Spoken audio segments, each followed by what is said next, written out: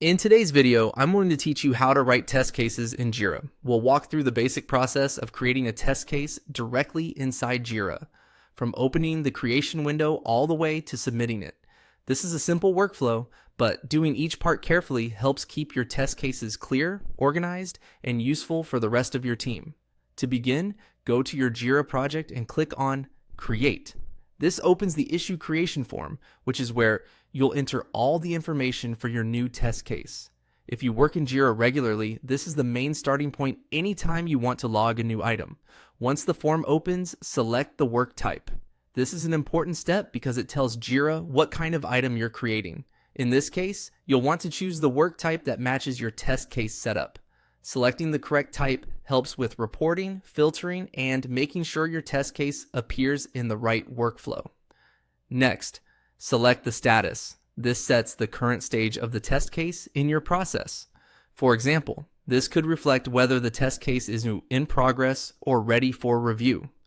Choosing the right status at the beginning makes it easier for others to understand where things stand without opening the full record. After that, type the summary. The summary should be short but descriptive. Think of it as the title of your test case. It should quickly explain what the test is about, so someone scanning a list in Jira can understand it immediately. Then type the description. This is where you can add the detailed information that supports the test case. A good description gives enough context so the purpose of the test is clear. Since this area holds the main details, it's worth taking an extra moment to make sure everything is easy to read and well organized. From there, fill in the other details required in the form. These fields can vary depending on how your Jira project is configured, but the goal is the same. Complete the information needed to make the test case actionable and traceable. Take your time here, because complete records are much more useful later during execution, review, and reporting. Finally, once everything looks correct, click on Create.